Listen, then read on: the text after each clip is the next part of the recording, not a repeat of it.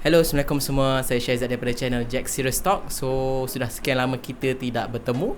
Jadi untuk video kali ini aku akan menceritakan tentang adakah kita perlu untuk membeli oximeter sebagai salah satu pemantauan, especially pada musim pandemik COVID-19 ini. Jadi jangan lupa guys, stay tune, dan sekiranya anda suka dengan video ini, jangan lupa tekan like, share dan subscribe. Thank you guys.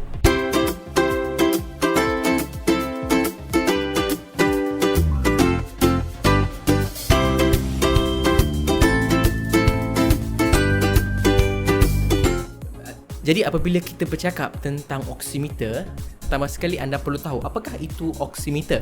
Jadi oximeter ini adalah salah satu alat pemantauan yang digunakan especially di klinik-klinik dan hospital sebagai salah satu tanda vital, dan lebih-lebih lagi digunakan pada musim pandemik COVID-19 ini.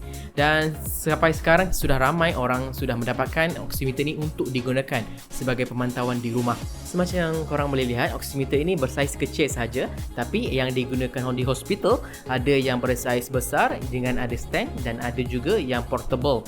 Tapi untuk kegunaan di rumah boleh guna yang saiz kecil saja supaya boleh dibawa ke mana-mana sahaja. Jadi bagaimana oximeter ini berfungsi?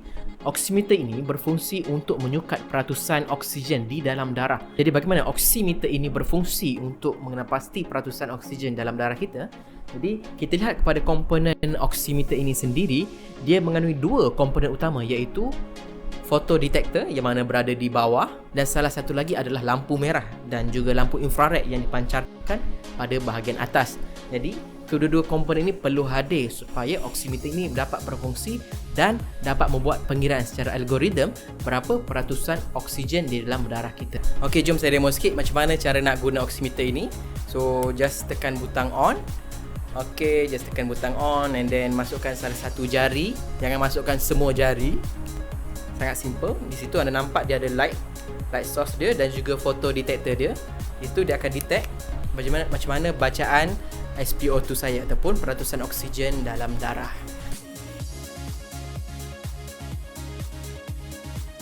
Berapakah normal untuk seorang yang sihat dan berapakah nilai untuk orang yang kita boleh kategori sebagai hypoxemia?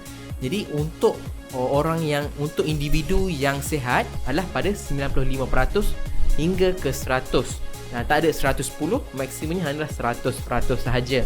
Jadi untuk individu yang mempunyai oksigen ataupun SpO2 kurang daripada 95, iaitu daripada 91 hingga ke 94, kita kategori sebagai mild hypoxemia, hypoxemia yang kecil.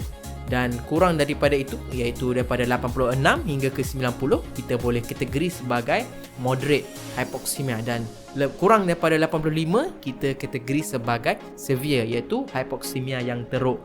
Tapi ingin saya nyatakan di sini, perlu untuk anda tahu berapakah baseline SpO2 anda sebelum anda sakit, iaitu tidak semua individu mempunyai paras oksigen 95% dan ke atas. Ada individu especially yang mengandungi penyakit-penyakit seperti penyakit jantung ataupun paru-paru, contohnya seperti COPD ataupun emphysema. Kemungkinan mereka mempunyai baseline yang kurang, iaitu kemungkinan 90-92%, dan ini merupakan normal bagi mereka. Disebabkan itu, kita harus tahu normal dan baseline bagi setiap individu. Jadi perlu ke untuk kita membeli oximeter ini sebagai pemantauan pada musim pandemik ini, atau boleh digunakan sepanjang seharian? Nasihat saya perlu, tapi anda perlu mendapatkan oximeter yang reliable dan pastikan anda tahu cara gunanya. Sebelum anda buat keputusan untuk mendapatkan oximeter ini, anda perlu tahu bahawa oximeter ini bukanlah penyebab utama untuk anda mendapatkan rawatan kekecemasan.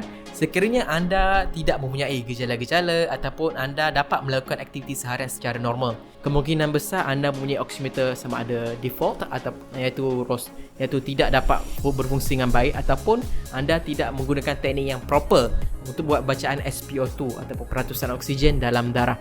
Kedua, pastikan anda membeli oximeter yang reliable, yang boleh diguna pakai dengan baik. Jangan beli yang terlalu murah, kerana kadang-kadang anda akan dapat oximeter yang default dan mudah rosak. Jadi sebab itu, sekiranya anda ingin spend, make sure anda spend yang betul-betul boleh diguna pakai. Jadi list bagaimana anda ingin tahu oximeter yang reliable, anda boleh lawati page MDA situ anda cari di bawah search oximeter, di situ ada list. Tak silap saya ada dalam 6 page. Di situ dia akan senaraikan oximeter yang approve oleh government, yang mana sangat reliable untuk diguna pakai. Jadi saya tinggalkan link di bawah untuk anda lihat senarai-senarai oximeter yang anda boleh beli. Of course kita tengok dekat Shopee ataupun Lazada, website-website shopping yang seperti ini yang menjual oximeter ini, bukanlah saya kata tak boleh beli, tapi pastikan anda beli yang betul-betul okey dan baik, ada banyak review dan memang reliable, supaya anda tidak kerugian. Jadi itu saja daripada saya, daripada channel Jack Serious Talk. Sekiranya anda suka dengan video ini, jangan lupa hit like, share dan subscribe. Dan semoga kita bertemu lagi dalam episod yang seterusnya. Bye.